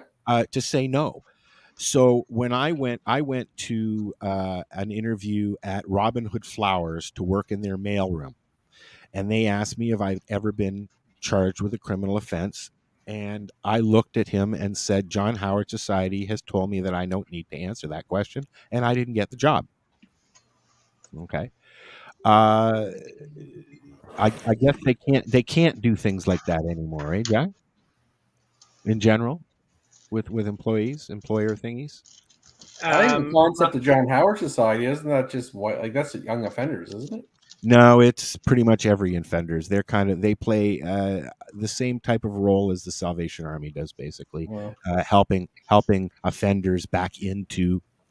It's restorative justice, Lennie. We have it down here. There you go. Oh no, I've heard of it, but I always thought it was for young offenders and stuff. Well, I was a young offender back then, so I'm not so young anymore, and I'm no longer an offender. Besides, I have my lawyer here, so you're offensive. Sometimes you're offensive. Sometimes I'm offensive. Yes. I sent you a link. You sent who a link? You a link. Yeah, fuck you. But no, for example, though, trail cannabis, we have people that unfortunately have charges against them, and some of them can't work in certain roles. I've been refused a few jobs because I have a charge on me, but it was from I was 18, right? But does that go away? Often with it, I find with license applications, I'll have a client that's 55 years old and they want to open a cannabis store, and I'll say it's really important. Have you ever been charged? And a lot of people just forget. They're like, oh my God, actually, yeah, I got charged for I stole a goat in college and I got a charge. Oh, yeah. Right? And if you don't disclose it, you can get in a lot of trouble, right? Even if we've had a couple old DUIs 15 years ago. Yeah. And it's very easy to forget that it happened, right? I was working for Wackenhut Security many years ago, and I had to go get my guard's license. So I went down to the OPP and I filled out all the paperwork, and I had forgotten. And so at the interview, he said, is there anything that you want to tell me? I said, no. He says, you've never been charged with anything before? And I went, he said, there's a warrant out for your arrest? I said, what? He Nice, said Al. for a speeding ticket, one has nothing to do with the other. He says one's a speeding ticket, the other you were so and so. I went, oh, I forgot about that set. But he said, after talking to me, he was like, I get it. I'm going to sign. And I had my I was bonded for a while, so I think it's at the discretion of whoever's interviewing in that case, but Huh. But he had warrants out for you. Yeah, I didn't know I had a speeding ticket. But Al, he actually made me go pay it. He said, "You go pay the ticket, bring the receipt back, and we'll get you your license." That was a long time ago. Yeah. Davey said male offenders. I was living in a halfway house at the time. But when it comes to security clearance, Al, that's all discussion on Health Canada on how far back they want to search for you, because I've never personally had a charge against me ever, and my security clearance took 18 months to do. Yeah, I remember that. I remember you going through that. They really looked in depth, right? So they crawl up your asshole with a microscope. Yeah. So you have to be prepared to have them crawl up your ass with a microscope. So technically, Jack, I could not go into the legal business because I've got a charge at one time in my life. No, that's not true. Okay. The only blanket prohibition, that's really kind of part of my constitutional challenge.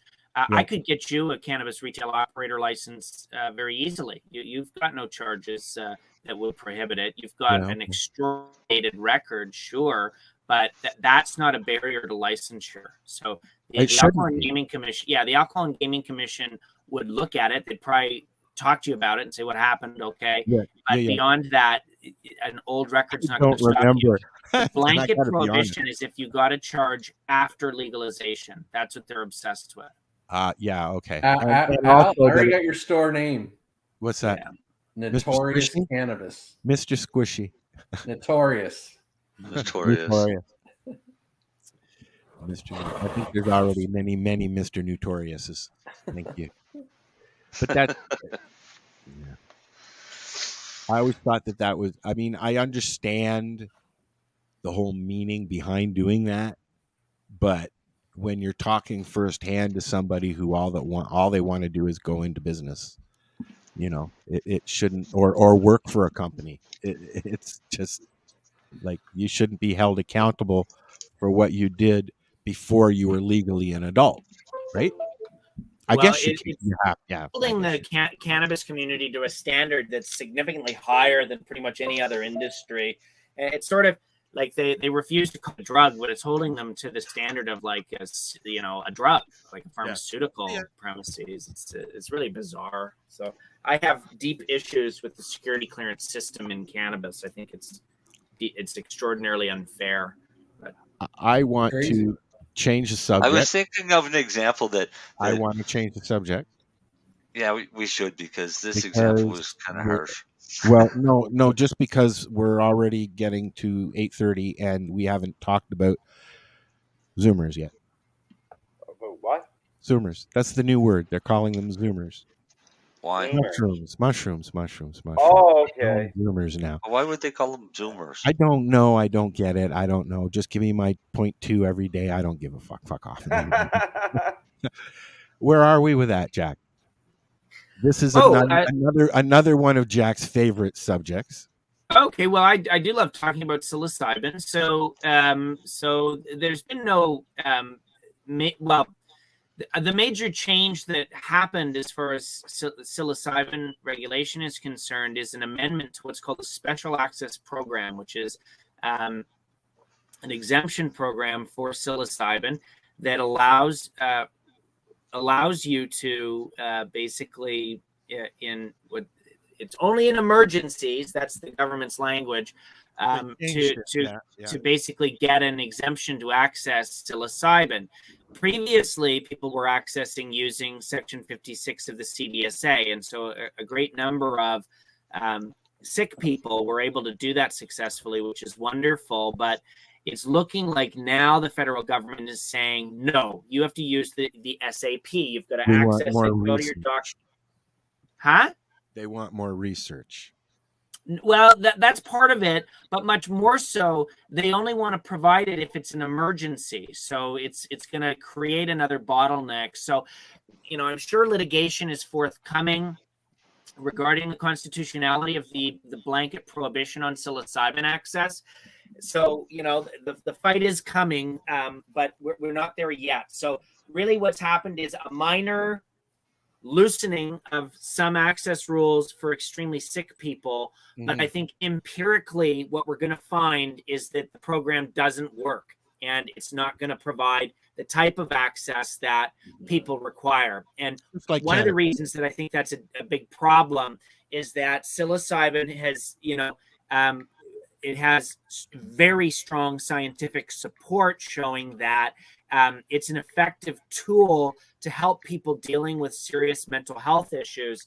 And we're in the midst of a serious mental health crisis in this country. It was certainly exacerbated by the COVID pandemic. I think their homes, for as long as they were locked in their homes, had a very serious consequence on people's mental well-being. And so I do think we're sort of in a crisis point over this issue. So you're starting to see, widespread use of psilocybin microdoses, and people are experiencing health benefits from that. But, absent a change in the law, all of them are violating sections 4 and their providers are violating section 5 of the Controlled Drugs and Substances Act. So we're right back in the same situation we were in with cannabis. So now, and I don't care either. I don't care. Part of and so the fight goes on. So I do anticipate litigation in that area, and I want the law as not complying with section 7 of the charter. My concern is if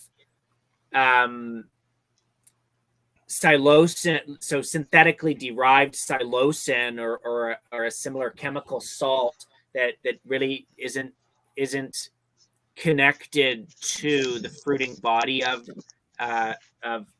psilocybin producing mushroom. I am distrustful of derivative medicine of that nature. I'm comfortable with it with cannabis because it's derived from the cannabis plant, but like chemical salt derivations that are overly synthetic make me nervous. I don't want to do synthetics anyways. I want to do the real thing. And so the government is obviously much more comfortable with synthetics, and so that this is a source of litigation because you have the vast majority of natural plant medicine people that who are interested in the fruiting body, like they want to eat it or take the fruiting body and make a tea with it, make some food with it, however they want to consume it, or they want to grind it up, put it in a micro cap and consume it with some other nutrients, right? Microdose for themselves. In general, people that are interested in sort of medicine like that are very uninterested in synthetics. And so I think that if we have a legalization that is synthetics only, it may not provide the benefit to the people that need and want it the most, right? Which are people that are more interested in the fruiting bodies and psilocybin that's just grown naturally and consumed naturally the same way we've been consuming 80,000 years. So, well, you know what? I'm 58 years old. I was a case study at the Hinks Clinic in Toronto as a kid for hyperactivity children. I'm on disability for ADHD and a mood disorder and PTSD, and I have been very flat out honest about it. Psilocybin is the only thing that has stopped my depression. Not completely, but it makes it manageable. I lost my mom. I went through that. If I had not had mushrooms going through my mom's death, I would not have made it myself. That's how much they've helped me. And I know a lot of other friends who are getting into the senior citizens years of their age who are turning to cannabis and psilocybin or psilocybin to help get through the life that we've been given now. Well, I absolutely agree, and I find it very interesting that you had this massive research going on in the psilocybin space in the 60s, looking into all of these so that the benefits that people have experienced, more people could experience them, obviously. But then there was a stark shutdown of that. I feel almost as if like the research now that's coming through the universities is in a sense driven by the black market underground, because like in I think it was 1990, this guy started writing under a pseudonym. I'm like fascinated with with publishing, because of course I edited the book called The Psilocybin Mushroom Bible, which is which I've seen but still don't have a copy. Sorry, yeah, but it's a wonderful book, and basically dealing with PF tech, which is like sort of the innovation that came out in the early 90s regarding psilocybin cultivation. Basically like how to grow psilocybe cubensis easily at home using vermiculite and rice flour and making like cakes to grow with. And that's basically like, I think, created this whole movement of people that were producing it very easily for themselves all across Canada, the United States, and around the world, and then experimenting with it and saying like, wow, like I'm experiencing like incredible benefits from psilocybin doing this, and it's helping me with appetite issues, it's helping me with anxiety issues, it's helping me with treatment-resistant depression. And slowly all these people that were just interested in growing psilocybin for themselves, because all of these innovations were happening from the black market cultivation side of things, and people were sharing. He called himself like psilocybe fanaticus, and he had a blog and stuff. I remember reading it, and so all these people started sharing it, but then they all got jobs at universities, right? Like they're smart people, and so suddenly, like people that were secretly really into this had high-level positions at research labs and things like that. And that's, in my view, why suddenly we started seeing all these highly capable people talking in the ears of extremely senior, educated PhDs at MIT and Johns Hopkins. This innovation, like it wasn't born, like the academic side of things shut it down. They said, we're not looking at psychedelics anymore. It's all done. You're just drug addicts. Get out of here. Yeah. The Timothy Leary thing, they said, like, screw you guys with your psilocybin. Get out of here. The university's not interested. And so the innovation came from like our community, which was just people that were like, oh, cool. I could inoculate it using like a inoculation machine, and I can make my own substrate, and then I can grow it under my kitchen sink, keeping it clean. Like it's fascinating, and they people were doing it and sharing information with one another over the internet. Then they went to university, right, and they had that knowledge from the underground, right? So it's so beautiful to me, because it's it's fungi, right? Like anyway, there's a symbiotic way to it that is so beautiful to me. So anyway, so the research is incredible. It's like it's super supportive of a constitutional challenge, and it just makes me so happy that it's flowing, in my view anyway, it's flowing from the underground mycologist community that basically invented this wonderful way to produce small amounts of psilocybin for yourself at home. Yeah, and you can get kits very, very readily on the internet. Yeah, I think it was in a 1991 issue of High Times, and I have a copy of it at the Green Candy Press offices.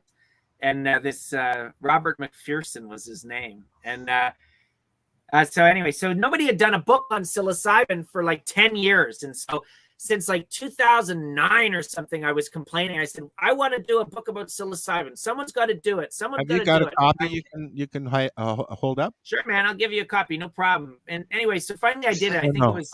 I meant hold a copy up so people can see it, Jack. Oh, okay, give me a sec. One sec. Okay. I'll find a copy.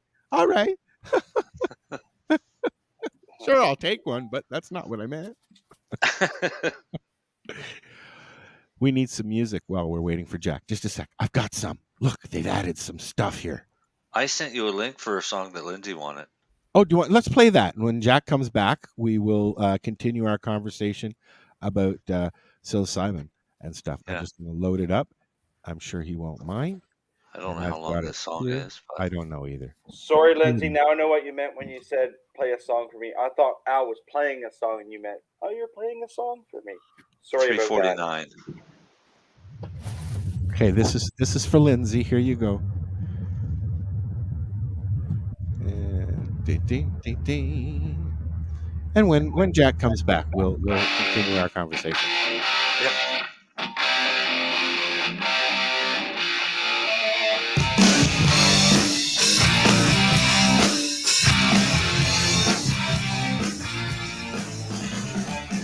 Can't explain all the feelings that you're making me feel.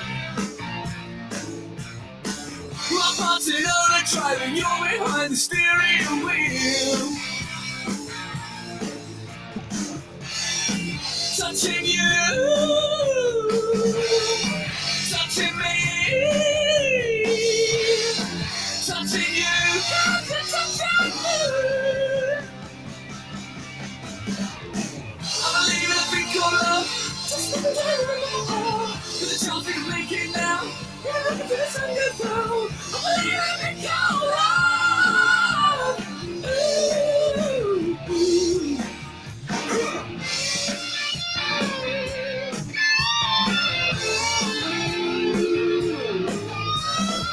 I wanna kiss you every minute, every hour, every day. You got me in a spin, but everything is okay.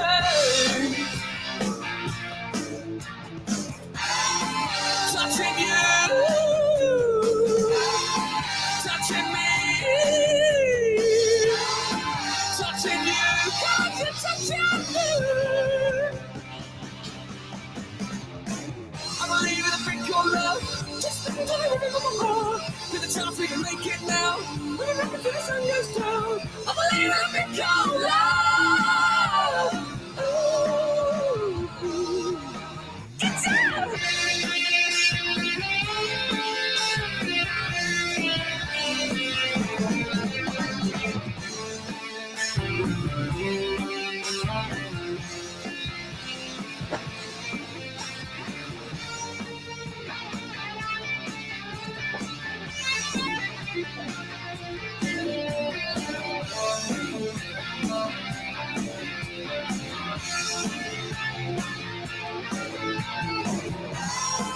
Touching you, touching me, touching you, can't you touch me?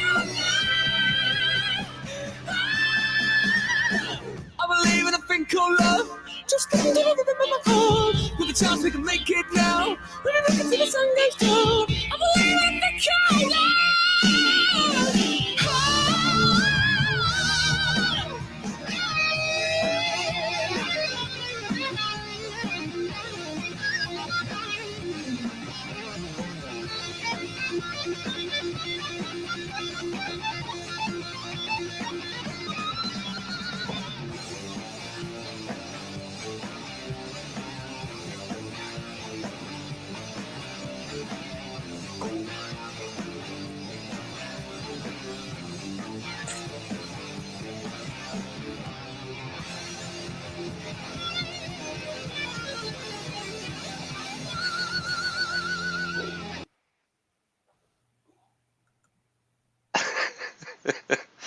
Everyone's just kind of sitting there speechless. There's a lot of hair. That's a lot of hair. Guy has some vocal range. Yeah, that hurt my ears a little bit, just a little bit. Wow. Yeah. Yeah, Lindsay, we might not be letting you play that game anymore. Thanks, Lindsay. You guys never heard The Darkness before, that song? That is The Darkness, yeah. I think maybe that is The Darkness. Jack got lost. He had to go to the office to get a book.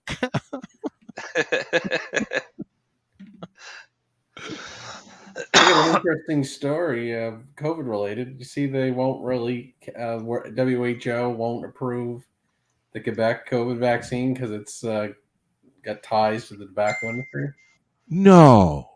Yep, simple. That's the only reason. It's actually interesting. I heard of this company about 5 years ago. They were doing studies on flu shots made from it. And because they basically use the tobacco to grow as the media, the tobacco leaf as the media to grow the virus and the vaccine components. Anyway, it works quite well apparently. Jeez, can't have something that works. Well, it's just funny. Like it is approved in Canada, but it's sort of useless, right? Because it's not a recognized vaccine around the rest of the world. Yeah.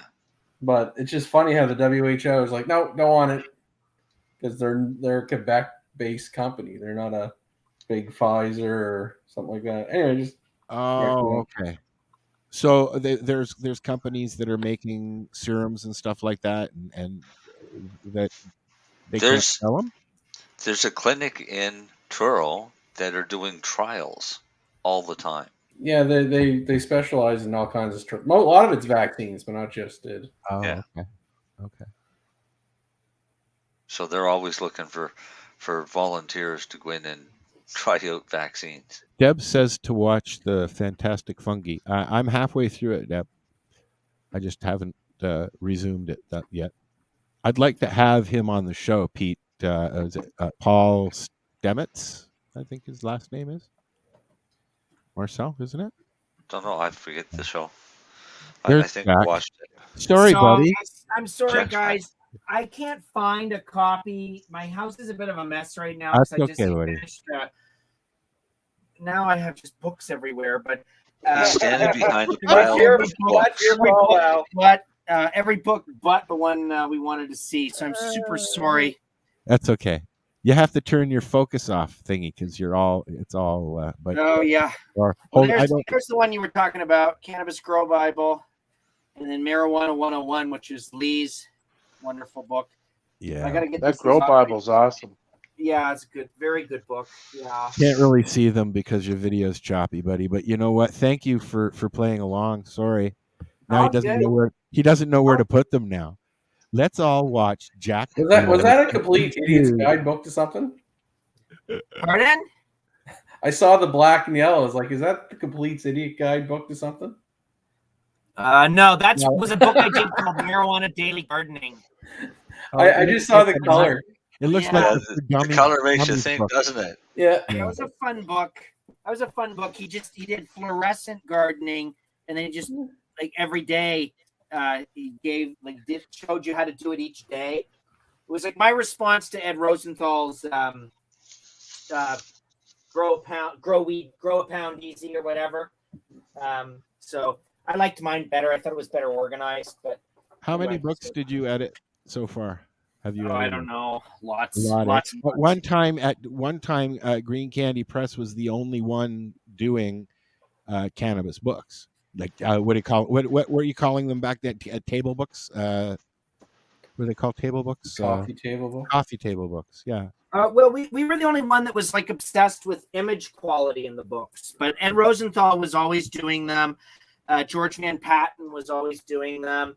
There was a couple others where they would do like Robert Connell Clark published with Mel Frank. You know what I mean? Like Mel.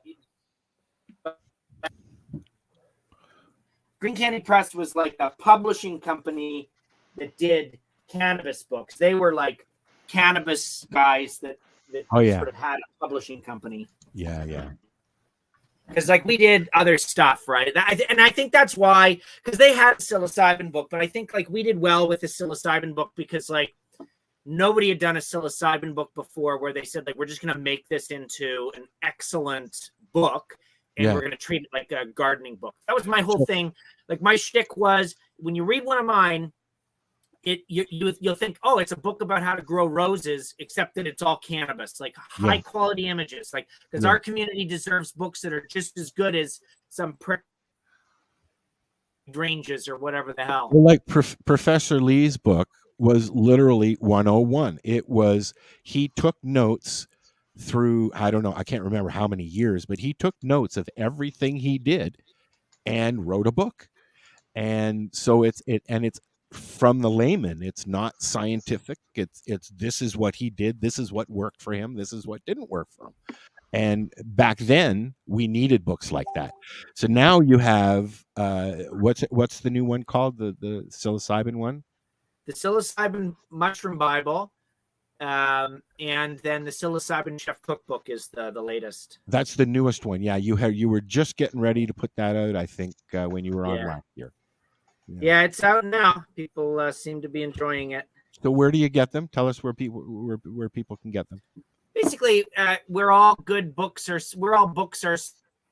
Head shops carry them in Canada and the United States.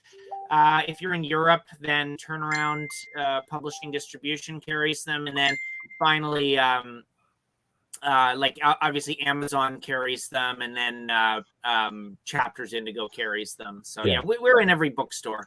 Yeah, and if you're in the Campbellford area, you can get one at the Bongs and Dongs place there at the Campbellford Lifestyle Shop.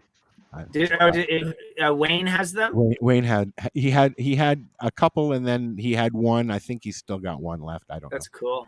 Yeah. All right. Yeah. Thank you. That's where I've seen it. I just did this frantic thing around my whole damn house. It's everything's torn to crap now. Sorry, buddy. That's okay. I think I gave it to my dad. But anyway, I'll get another copy. Debbie, you need to come and say hello. You haven't been on in a while. Just saying. Debbie Stiltgiffen is listening. They want you to go to Harvest. They want you to come down for Harvest Fest, They Jack. want you to come to Harvest Fest, Jack. Oh, that'd be fun. That would be fun. I got to go to BC and run a bunch of trials. When's Harvest Fest? August. I don't know. August 12th and 13th. I'll try. I will try. That would be awesome. Cool, man. So we've got 10 minutes, and I want people to know where, if you need Jack's expertise, he has a few places where you can get a hold of him. Oh, absolutely. So if you'd like to get in touch with me, as I am a lawyer, of course, but not giving legal advice today, obviously. No, but I do everything through word of mouth in general. So I don't have a website, but you can contact me. So I work with John Conroy, and he's got a website, so you can just contact him. That's my office. I share an office with Mr. Conroy. Or I'm on Twitter, Jack Lloyd Lawyer on Twitter. Or basically, just call my office and you'll get a hold of me. Google him. Find me on Facebook. I'm pretty easy to get in touch with. Google Jack Lloyd. 2 L's. Yeah. Well, it's always fun having you, Jack. We need to do it more often, not wait a year in between. Oh, well, this was fun. Thank you so much for having me on. That was super fun, man. Always. We love having you on, Jack. Yeah. Is there anything else that anybody else wants to say before we say goodbye? No, just that we'll have Jack on before Harvest Fest to give him that reminder. Yeah. Okay.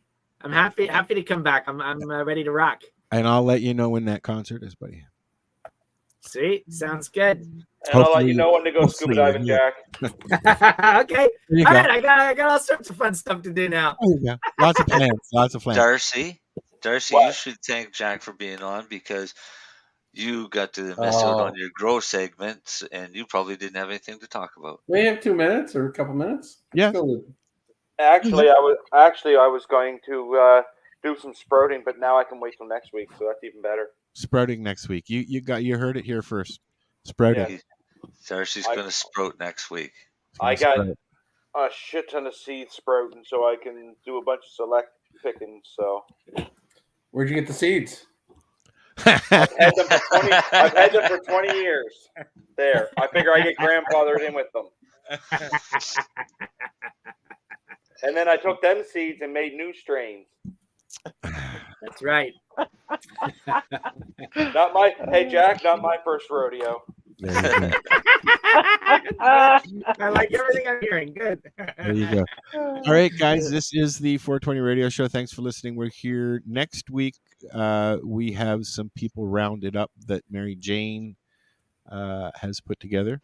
I don't have any information on that right now. But There's randos. No, it's the it's not random 420 people. celebration that's going to be happening. So that brings me to, if you're doing a 420 thing, let us know so we can tell people about it. Don't care where you are. There you go. How's that a plug? Is that a plug? I'm going to get it for you. I'm going to get it. Okay. I'm almost You getting there. it?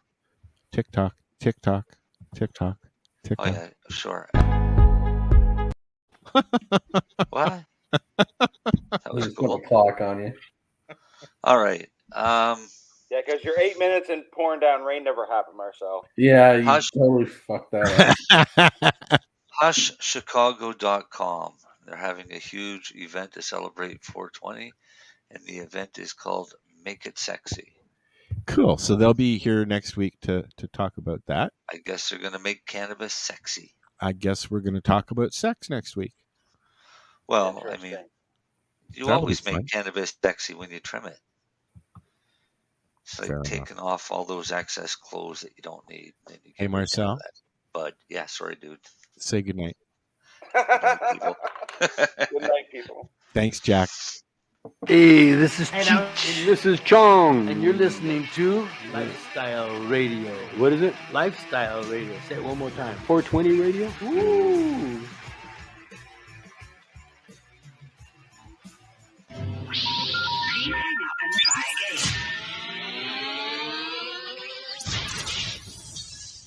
You're listening to Lifestyle Radio. Are you an independent musician? How would you like to have your songs played on? So what are you doing? Nothing. Why not? Trying to get on this Lifestyle Radio website. Sounds like a cool website. Yeah, it's alright. Oh, wait, I might have it. You might have it. You're listening to Lifestyle Radio. The opinions expressed during this show are those of the individual participants and do not necessarily reflect the opinions of their associated organizations or Lifestyle Radio.